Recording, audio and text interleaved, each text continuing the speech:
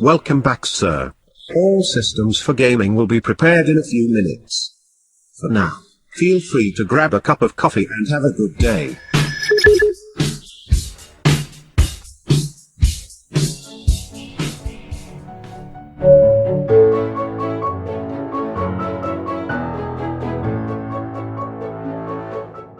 Saudações aeronáuticas! Tudo bem com vocês?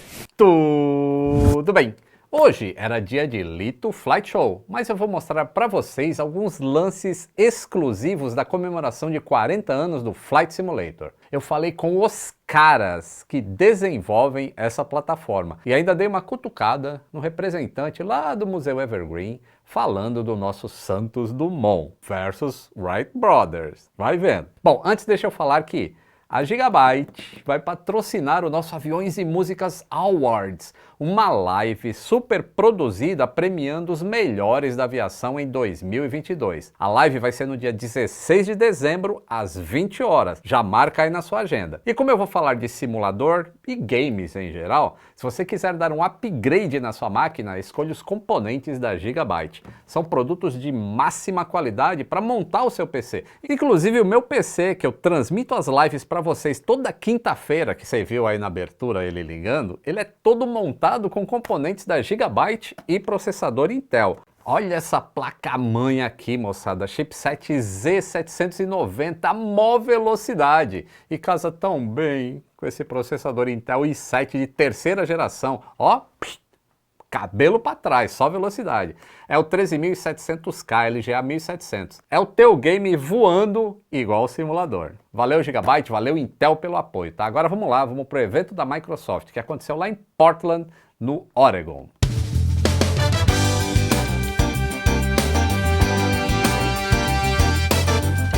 A chegada lá em Portland é linda. Eu fui num 737-800, saindo de Houston. São 3 horas e meia de voo.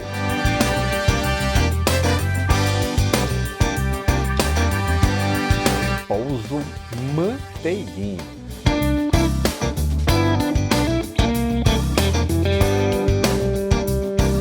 No primeiro dia teve um jantar com o pessoal da Microsoft e da Asobo para comemorar o aniversário do Flight Simulator. No segundo dia a gente foi visitar o Museu Evergreen, que tem aí esse Boeing 747 no teto e um monte de caças no jardim. Tive a chance de falar com o time da Asobo e ver em primeira mão as novidades do update de 40 anos. Descobri, por exemplo, que o Brasil é o 8º país do mundo em número de usuários do game e que no update da América do Sul vão lançar um avião brasileiro, provavelmente o Paulistinha. Vamos ver alguns trechos desse bate-papo. And I have to congratulate your team because what I saw with this CFD is the most important for me, for myself, because on my channel I explain aviation, not only flight simulator. And by showing them the air, it's a dream come true, you know, for me, for myself. And so thank you for that. It was a great addition to the game. Are these ground effect programmed in the model itself, or is it global? I'm asking because... model or global? What do you mean? It's inside the model, like the developer puts all the variables for the ground effect. Every developer can have ground effect. What ground effect does when you say 25%? So every piece of the wing, we calculate how far it is from the ground, the air direction, if it's pushing down, and then we say, oh, you're close enough, you get 20%. So if you fly like this, the right wing will get 25% more lift, and the left wing maybe 2% because it's far away. So it's applied to the entire airplane, but it's not one global value. It's depending on every wing, every part. And the helicopter, it's even better because it's every part of the helicopter, and it's pushing air, and then the wind is pushing, so it's even better. The plane currently is it's simulated for every surface, but it's one setting.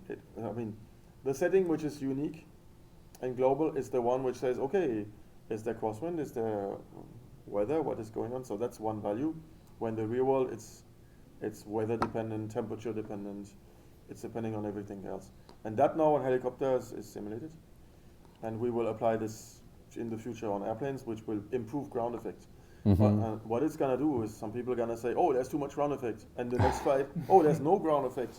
And they're gonna understand the variability of ground effect, which can be more or less depending on every flight. If there's a slope, maybe, I don't know. A lot of things will impact ground effect. Including the pitch angle, right? Yes, of course, yeah.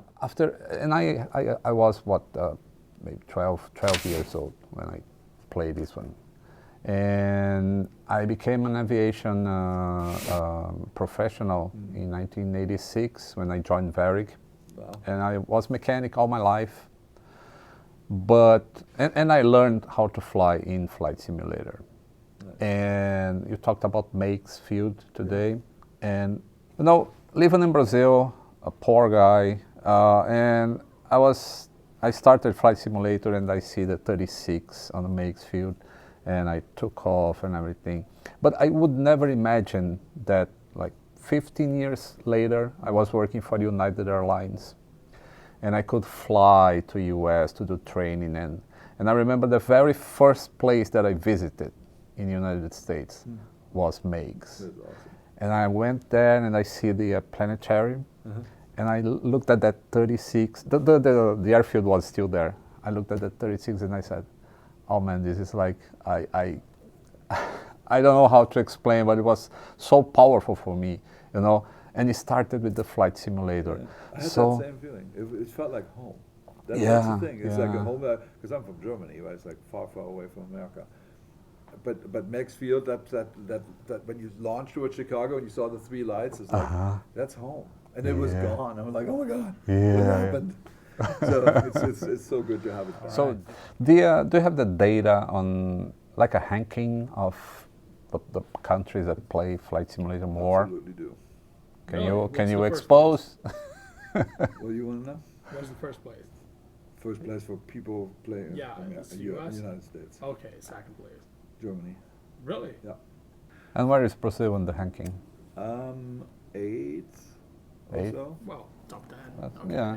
Yeah. Could be But I worse. think it could. I mean, it's growing. It could be, Really? It's go- oh, could be yeah. better, yeah. Yeah, it's growing. Yeah, and of course for Brazilians it was Santos Dumont, which was a genius, a pioneer. In his defense, United States at that time wasn't like the superpower that it is today. The superpower was France, especially for aviation. So Santos Dumont flew in front of the crowd, was filmed everything in 1906. Wright brothers said that they flew in 1903. 03, yeah. And there are some pictures, and there is a newspaper from Dayton that talks about it.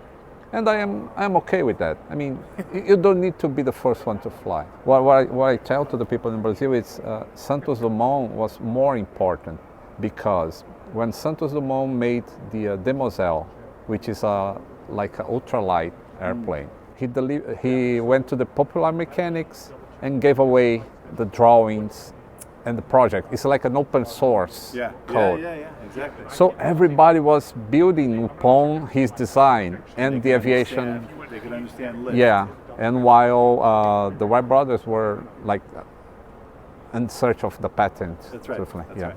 that's the difference. Yeah. Espero que você tenha curtido esse vídeo de hoje. Se curtiu, deixa o like, se inscreva no canal se não for inscrito e considere apoiar, é só clicar no botãozinho aí, seja membro, ajuda bastante a gente continuar produzindo conteúdo. Um grande abraço e até o próximo voo!